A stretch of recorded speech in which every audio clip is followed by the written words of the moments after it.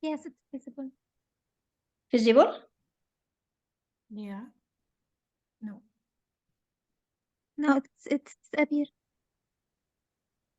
I was sharing it, but should I try again? Wait.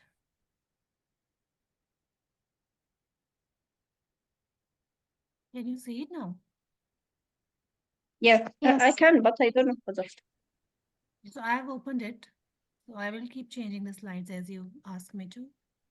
Okay, Okay. Right. okay. So where do you want to go? Slide number? Okay, quickly, I will start from start, okay? Okay, right. Okay, today I will present nystagmus made easy from FRCS-based approach. We know that nystagmus is seldom asked in FRCS, but if it asks, some people are afraid of this question. But it is easy question because easy question are coming in nystagmus, so it is like a gift. I'm Dr. Maisa Abbas from Sudan, and I passed my FRCS last April. This is the content of my presentation. Definition of nystagmus is rhythmic involuntary eye movement with a slow eye movement driving the eye of the target, followed by second movement. It can be slow or fast, the second movement that bring the eye back to the target. I put slow in a red color because it is very important in the definition. Because if it is a fast, it will be a nystagmoid movement, not a nystagmus. So nystagmoid movement like opsoclonus or ocular flutter, it should be fast. Here nystagmus start with a slow phase, then either fast or slow. Then this is the oscillation, fast saccadic, then fast saccadic. Saccadic intrusion is also fast, but with intersaccadic period. How to describe nystagmus? There's a lot of description, but the most important is the oscillation type, direction, and amplitude. This is classification of eye movement abnormalities and strabismus. So oscillation type, either jerk, which is one slow phase and one fast phase, pendular, which is same slow, mixed between jerk or pendular or rotatory, or we call it okay. The direction is the direction of the fast component. So it is only in the jerk nystagmus, either right, left, up, down, or rotatory. The amplitude is the extent of extrusion. Is it fine, medium, or coarse? And some are called the amplitude is either also low, medium, or high. All we remember this mnemonic dwarf. This is how to describe the nystagmus. We can remember it by the D direction of the fast phase, W wave, pendular jerk or mix, amplitude low, moderate, high, or fine, medium, coarse, the resting position or the null point, and frequency low, moderate, and high, and the plane, is it uniplanar or multiplanar, and conjugate, is it conjugate similar in each eye, which we can see it in congenital nystagmus, or disconjugate sometimes in a pathological nystagmus. How to describe the nystagmus? We said this horizontal, vertical, rotatory. Classification. My speed is okay, or I am going fast? It is okay, but I have one question. This wave, Yes. what do we say about this wave? About what? The wave, we have to say it is pendular, jerk, or mix. The type we have to tell in this, right? Yes, yes. This is this. I return back to the wave.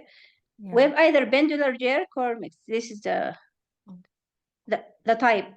Hmm. Am I right or? Yes. I Okay. get it. Yeah. So the next one is the one with the photo, how to describe. The next slide is classification of the nystagmus. There is a lot of classification based on a lot of things. Nystagmus is classified based on several factors, including the underlying cause or the etiology, to physiological or pathological nystagmus, according to age of onset,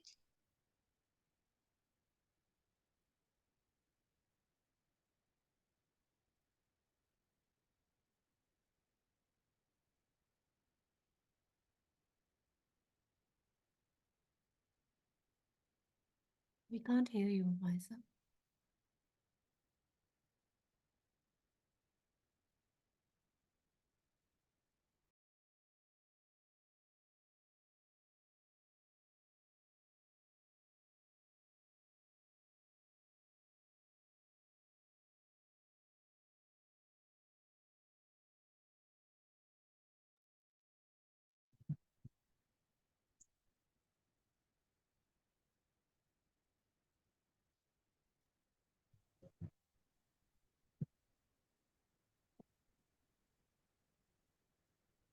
I think my maybe now.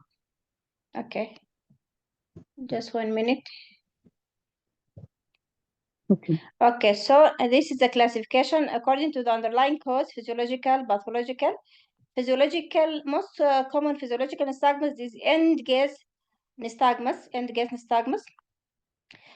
optokinetic nystagmus. Optokinetic nystagmus is kind of physiological nystagmus. Other vestibular nystagmus and pathological. This is the optokinetic drum. Go back. This is the optokinetic drum with his strips. Either I'm holding it horizontal or vertical in front of the patient eye and rotate it. When rotated, if it is normal, then the smooth pursuit movement will be in the same side of the strips. Then there's a fast saccadic movement in the opposite side to refixate on the next target. Next. This is optokinetic nystagmus. Is a jerk nystagmus induced by moving a repetitive target across the visual field. What is it is useful for detection of functional blindness, sometimes to detect if the patient have a non-physiological blindness. I am using this one. Also in detecting visual acuity in the very young pre-verbal children, we can use it. If there's nystagmus, that means that a child can see he's not blind. Helpful also in assessment of isolated homonymous homonopia. Next, if for example, patient has the temporal loop tumor, for example, or temporal loop homonopia, this optokinetic nystagmus will be asymmetrical. Okay, so it is physiological smooth pursuit movement, then saccadic in opposite direction. This is the symmetrical one. But the asymmetrical homonymous homonopia due to lesion in parietal loop, smooth pursuit toward the side of the lesion will be affected. But if the homonymous homonopia due to the occipital loop lesion, so it will be symmetrical. That's what we call Cogan dictum sign. Also in Cogan dictum, they state that the parietal loop lesion is usually a tumor and the occipital lesion loop lesion is usually an infection. Next. Vestibular nystagmus, either physiological or pathological. The most common is the physiological peripheral vestibular nystagmus. This normal phenomena, we are seeing it in ENT doctors. They are putting cold water in one ear to initiate this kind of nystagmus, and then the normally will be opposite direction of the nystagmus. For example, if I put cold water in the right ear, the normal patient will have jerk nystagmus, left jerk nystagmus, called opposite. Warm, same. If I put warm water, it will be the reverse is true. It will be nystagmus in the same side.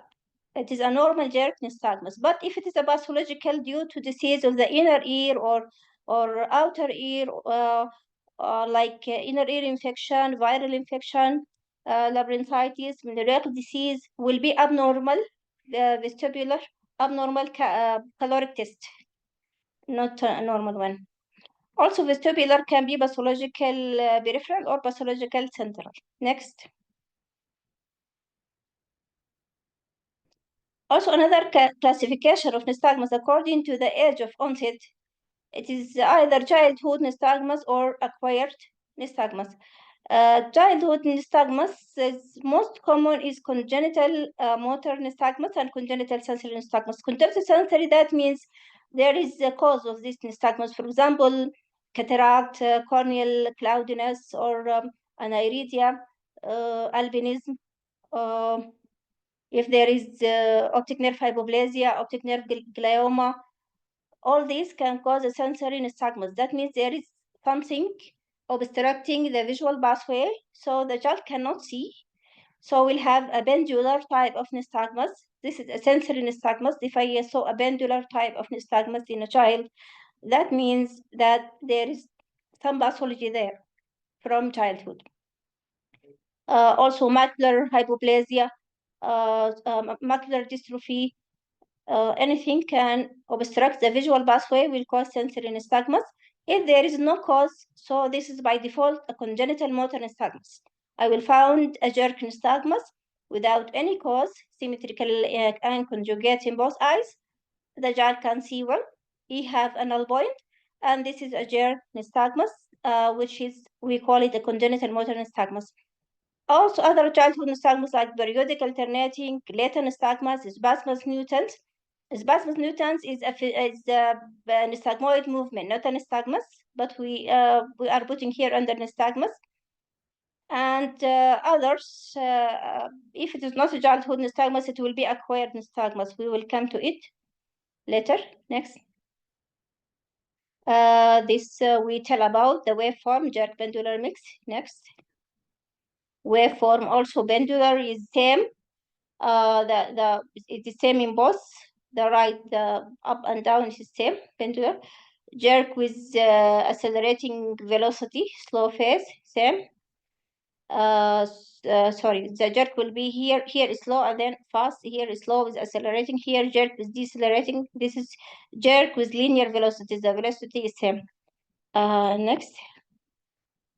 Here, mnemonic for congenital nystagmus to see the future. No need to remember all this, but the most important of congenital nystagmus is no oscillopsia. No oscillopsia. Oscillopsia, that means that I am feeling that the world is moving around me. This is oscillopsia. So because it is since birth, so it will be no oscillopsia. Dampen on convergence and eye closure. There is a null zone, but the null zone is doesn't mean that there is increase in visual acuity in this null zone, but there is increase in foveation time. That means that the object is staying in the fovea more because there is no nystagmus. So that's why he see well in this point. And gaze position does not change the horizontal direction of the nystagmus. It is a gaze uniplanar. In contrast to the pathological vestibular nystagmus, if I go to the gaze of the fast phase, the nystagmus will be faster. But in a congenital nystagmus, no, it is same.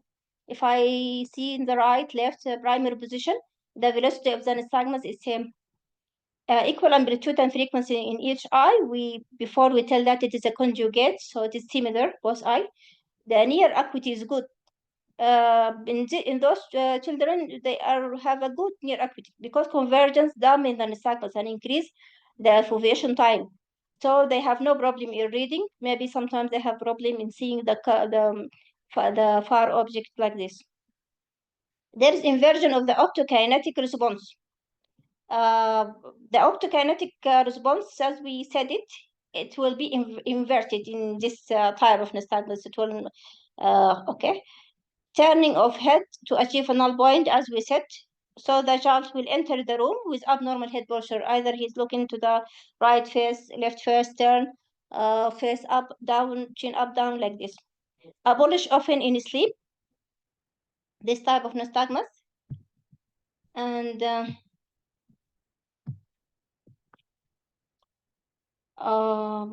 okay, next.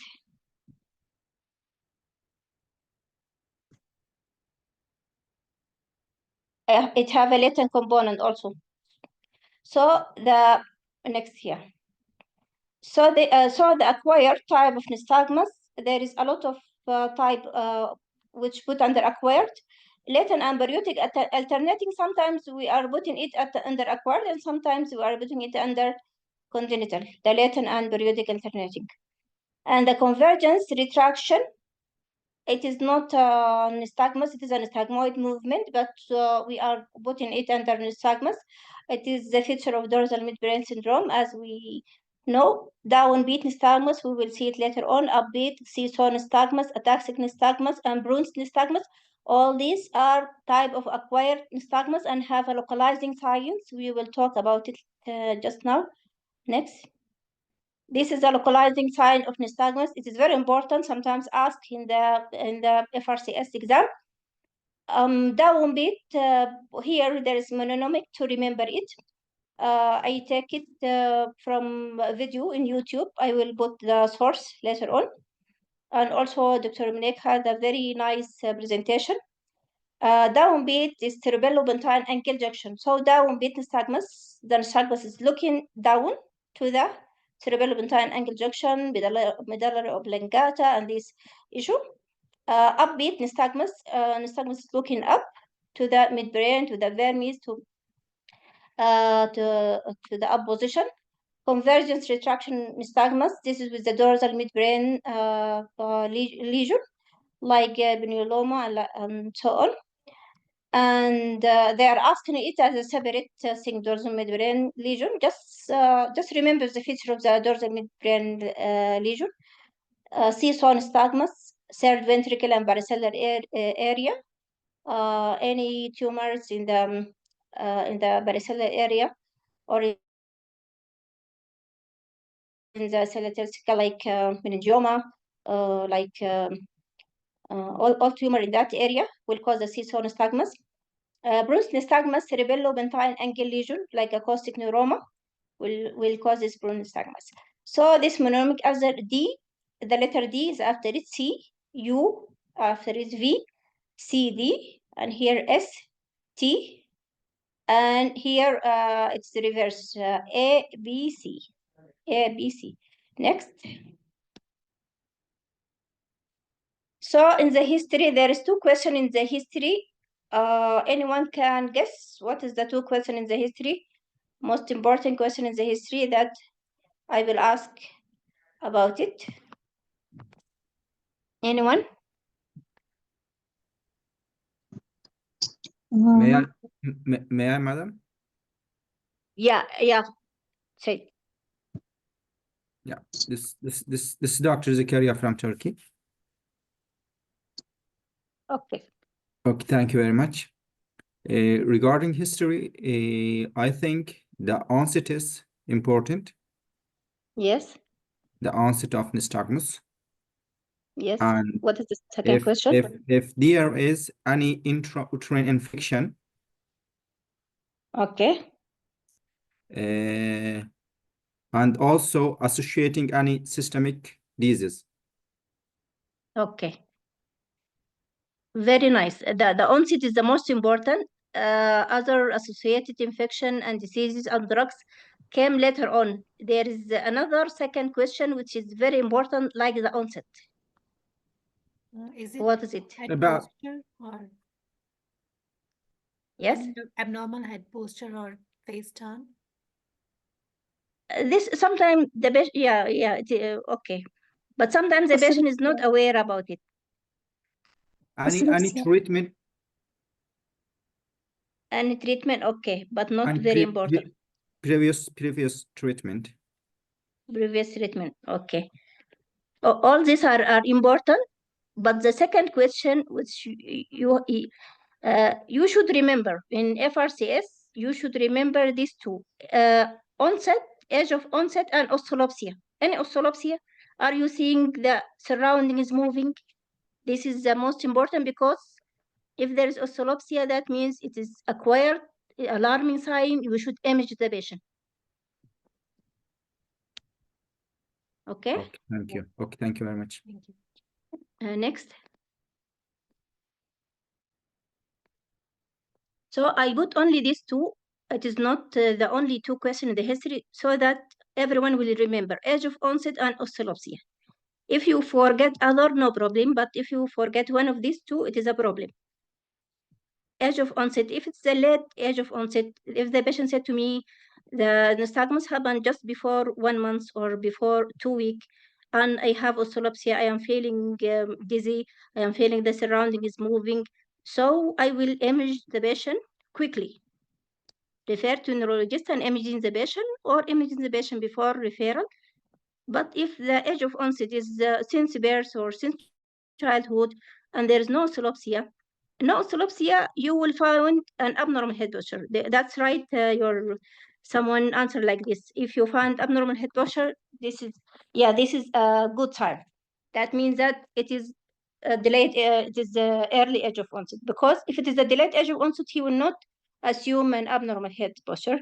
He will have an oscillopsia. He didn't know what's happening. This is an alarming sign. So this is important point in the history, age of onset, and oscillopsia. Next. Other point in the history also, like what we said before, if there is any infection, any treatment, any drug, because some of the drug causing nystagmus, any underlying cause, previous disease like multiple sclerosis, INO, all these are important. In the examination, the most important thing is inspection. In every examination, most important is inspection, but in nystagmus, we should inspect. If we didn't inspect, we will not see it. Because with the tension of the exam, especially sometimes nystagmus nowadays is coming in the clinical station, you will find some patient with nystagmus. They will not tell you that this patient has nystagmus. The examiner will tell you, examine extraocular motility, examine cover-uncover test. If you are not inspecting before examining, you will not find the nystagmus. Because the nystagmus, the pathological one, will be in the primary position. The end gaze nystagmus, which is physiological, no one is asking about it, and even if you missed it, it is not a problem. So inspection starts by general inspection. When the patient is coming inside the room, or when you are seeing the patient, is it sitting in a wheelchair or standing? What is his gait? Cerebellar ataxia or any cerebral gait? He is albinism patient or not? Any general signs that will have a clue to this patient. Ocular inspection. Is the patient wearing glass? If he's wearing glass, I will ask him, please remove your glass, give it to me. I will see the glass. Is it prismatic glass or not? High plus or not? I will see the type of glass. Examine the patient without the glass and with the glass. Without the glass in the primary position. Before that, inspection for abnormal head posture or acquired head posture. If there is acquired head posture, that means a null point in that head posture. For example, if the patient is chin up, that means that null point is down, and vice versa. So if there is null point, that means it is a congenital nystagmus. Nothing to worry about it. Primary position is a patient is ortho or exo, iso. Description and primary position is very important because I should document the nystagmus in the primary position, not in the gaze. I know that there is some gaze-evoked nystagmus and some nystagmus like vestibular pathological nystagmus increasing on the gaze of the fast phase. But we should observe it in the primary position first. So take a few seconds to observe a patient in front of you in the primary position before asking him to do the extraocular motility. If I found an nystagmus, I should describe him. As we said in the dwarf description, we should describe the nystagmus. Don't worry if you didn't know, is it a jerk, pendular, high amplitude, low amplitude? No problem, because the exam time is limited, and some of the doctors, even consultants, have a problem in describing the nystagmus.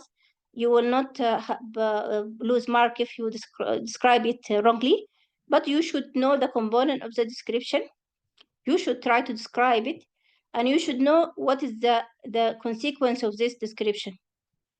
If the patient, then I will see the patient has any strabismus, as we said. Then the motility exam, including the null point, I will ask him to follow the target in all 9 gazes, then convergent test, then saccadic and pursuit movement, all extraocular movement, and observe nystagmus in all these gazes. Better to avoid end gaze nystagmus, and don't move the target to the end gaze, because some patient will have an end gaze nystagmus, and this can make the situation is difficult. You will not, if the patient has no nystagmus in primary position, don't move to the end gaze and try to initiate the nystagmus, because this is a normal physiological nystagmus. Cover and cover test. Sometimes the examiner will ask you just to do cover and cover test. You should do it and observe before you do it for any nystagmus. Then nystagmus is if I cover the eye and I saw the nystagmus, this is a latent or manifest latent if the nystagmus is clear after removing the cover. Next.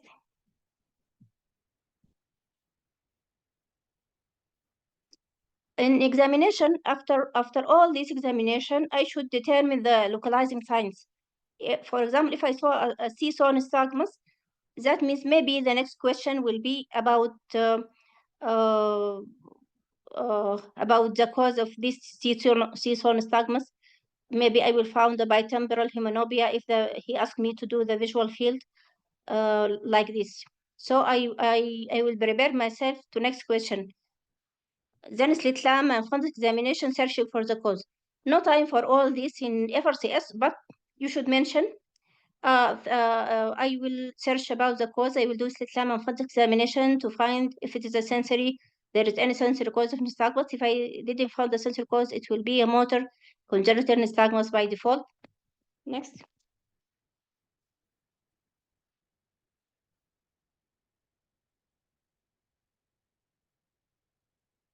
Management. Okay, this is a quick revision, the difference between peripheral versus central, because when I heard about nystagmus, I am thinking, is it a physiological, pathological? Peripheral means physiological, central means pathological. I know that sometimes peripheral vestibular can be pathological, but it is benign, not a central cause. So peripheral has a high frequency, low amplitude, in contrast with central, which has the low frequency and high amplitude. So if the frequency is low, I afraid of something serious. Horizontal nystagmus is peripheral. Vertical nystagmus, it can be also benign cause, but it is a center. Okay, so if I found the vertical nystagmus, this alarming sign can be the peripheral can be suppressed by gaze fixation. If I fix it to any gaze, it will be suppressed, but the central not affected by gaze fixation. The peripheral one, unidirectional jerk nystagmus, either a horizontal or upward. It is a unidirectional. But the central is pendular and rotatory nystagmus. So the central has multiple components, sometimes pendular, sometimes rotatory, like this. And the peripheral can get exhausted. That means with time, the nystagmus will disappear, will dampen. It will not, the patient will not continue to nystagmus, it will exhaust it. But in the central, even with time, does not get exhausted. So the nystagmus will continue. Next. Any question till now? Or any point anyone want to repeat? Ma'am, sorry, I just write it down here.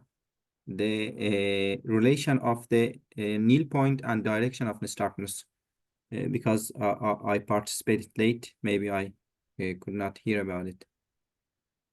The relation between the null point and the direction of nystagmus. And direction of nystagmus. Okay. For example, if the null point is down, yeah, that means that if the patient, when looking down, this is a null point. You mean the relation between head posture, or because no, ma'am. You said it before.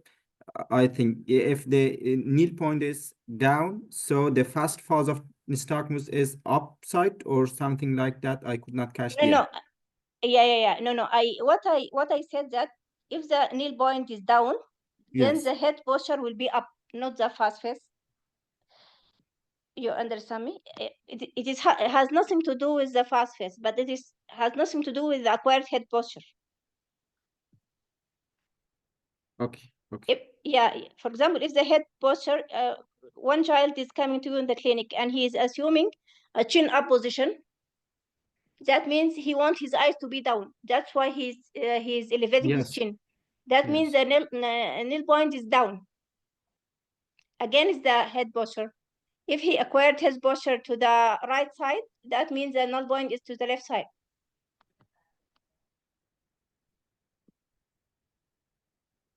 You understand?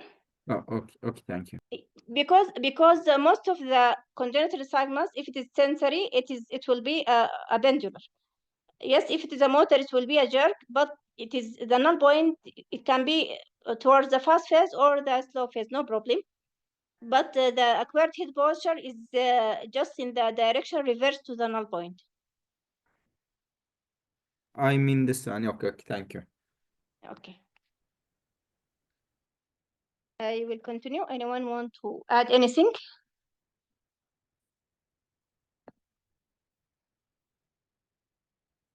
Okay, let us continue. Management is the aim of management is to treat the underlying cause, to improve the visual acuity, and to improve cosmetically poor abnormal head posture.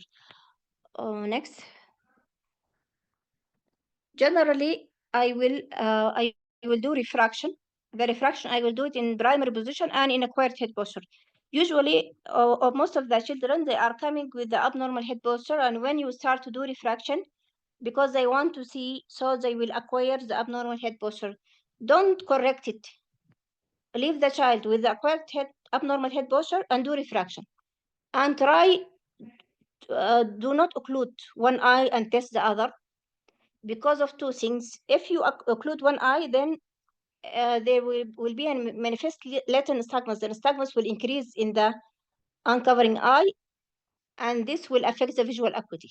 So either you will put a high plus lens in the other eye just to fog it, or put some of the occluder which is not which is slightly transparent. There is some kind of glasses, I cannot remember the name. You can put it and then test the visual acuity. And test the visual acuity in an abnormal head posture. Don't correct the abnormal head posture. Then after, what we are doing, we are testing the visual acuity binocularly first. We are testing it when the child is opening both eyes. Then after that, we can occlude other eye with this type of glasses or this high plus lens, and document the visual acuity in both eyes. Also document the visual acuity in near, because most of those children are have the nystagmus is dampened on convergence. They have no problem in near, but some of them have. So I should also document the near acuity. And if the child is already wearing glasses and he is happy with this glass, I will not join the refraction frequently, because it is very difficult to refract those children, because they have their own null point. They are depending on the null point, not on the exact visual acuity which I have. So then I will, if he needs glass, I will give him glasses. Base out prism. What is the benefit of base out prism? Anyone?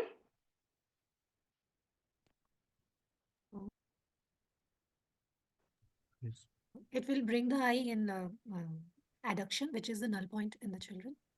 Yes, because it dampen on convergence, so the null point is in convergence, so the base out prism is bring the patient to the null point. Botox, some of surgeons are putting Botox, but it's temporary. The surgery, and if all these are failed, so the surgery in case of disturbing acquired abnormal head posture, Kestenbaum Anderson procedures, or some are doing resection of all recti, either recession or resection of all recti, just to weaken the muscles. Some are just moving the eye towards the null point. Other are giving drugs like gabapentin, which is anti-seizure, and baclofen, muscle relaxant. Baclofen in periodic alternating nystagmus and gabapentin in congenital nystagmus. There is some trial about dorzolamide. They have no experience in that. Dorzolamide eye drops. Next.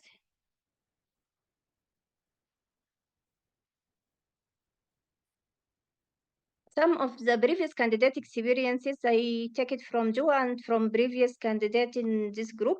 In general, nystagmus is not a common question, as we said. In which station I will see nystagmus? It is either in the neuro station with the question of MS or INO, internuclear ophthalmoplegia, or sometimes he's asking with the pediatric ophthalmology, which is also sometimes in neuro station. they will ask about feature of congenital nystagmus. In clinical exam, either the patient have internuclear ophthalmoplegia, bilateral or albino or unilateral intraocular ophthalmoplegia, and then the examiner either will say observe, examine in general, or please examine extraocular motility, please examine.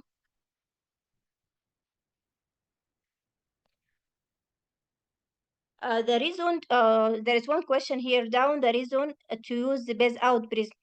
Base out prism is using to converge because this nystagmus type of nystagmus, the congenital one, dampen on convergence. So I want the patient to converge, okay, without any effort.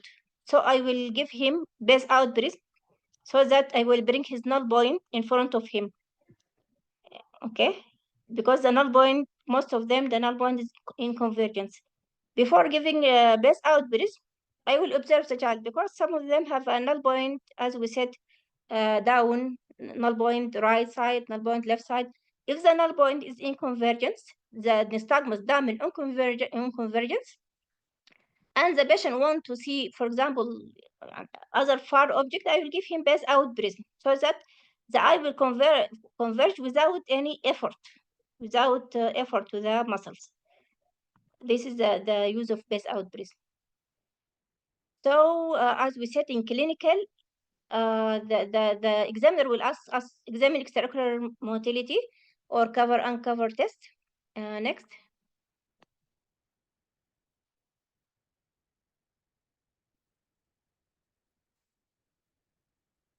Observation is must, as we said. Another candidate in Bangalore 2024, the examiner asked him, please do cover uncover test in that patient. She's a young female with glasses. What he said, I would like to do Hirschsprung test, then cover uncover. This is the sequence. If the examiner asks you to examine cover uncover, tell him, please, I would like to do Hirschsprung test. If he asks you to do extraocular motility, say to him, please, I want to do cover uncover. Because this is the sequence of examination: Hirschsprung test, cover uncover, then extraocular motility. Then the candidate said that he did cover uncover test for far and near, with and without glasses. Because the exam time is limited, before you start cover uncover, just tell the examiner these sentences. Sir, please, I want to do cover uncover for far and near, with and without glasses. So that if you forget to do it after that, or if the time doesn't limit you to do, the examiner will give you the full mark because you mentioned it in the start. If you didn't mention it, maybe you will forget. Then he did all this and he found a patient had a horizontal jerky left beat nystagmus with moderate amplitude and frequency. Horizontal jerky left beat nystagmus with moderate amplitude and frequency. What would you like to do next? The examiner asked. He said motility to check for null point.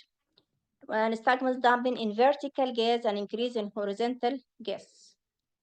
He didn't mention which gaze he dampened it. So if the patient is a child patient with horizontal jerky left beat nystagmus, that means that it can be a motor nystagmus. If the patient is young, because she said she's a young female. Okay, but it can be anything else. Next. Other candidate, the patient was a young lady with horizontal pendulous nystagmus. Please do confrontation tests. Here, the examiner didn't ask about nystagmus, and he didn't want the nystagmus. He told him just to forget the nystagmus. But when he did the confrontation test, the patient has bitemporal hemanopia. If the patient has a bitemporal hemanopia and has a pendular nystagmus, that means what?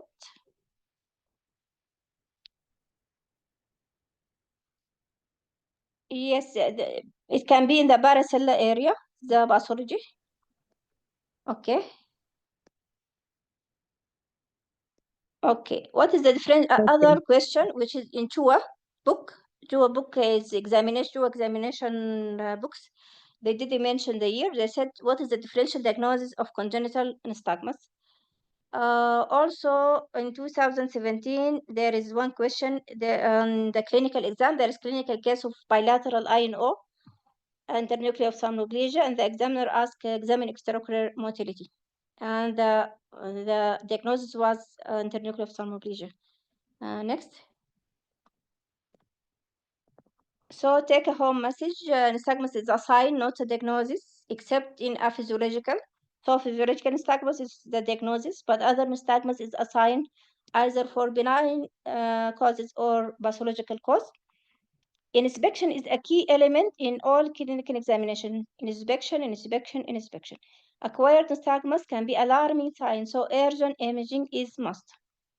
In jerk nystagmus or INO, look for cerebellar sign, dystiadokinesia, fingernails test, and other. In pendular, look for sensory causes, as we said, cataract and optic nerve hypoplasia, albinism, like others. In seesaw nystagmus, test for bitemporal hemanopia. Avoid extreme gas in extraocular motility because the patient will initiate physiological nystagmus and gas nystagmus. Any question?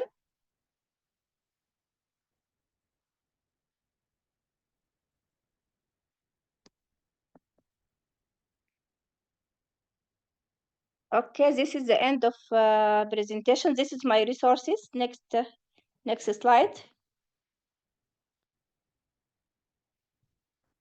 And there is some video of nystagmus. I will put it in the group.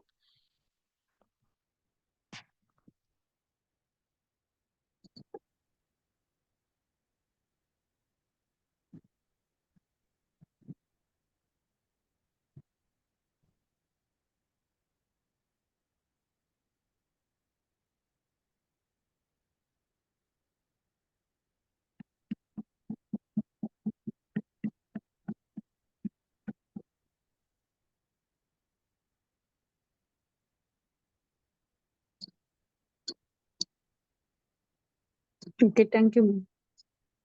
Thank you. Thank you, Dr. Maisa. It was a very good presentation. The basics you covered very nicely. So we'll have to read up on it to grasp it in a better way. Thank you. Thank you. Thank you so much. Thank you. Thank you.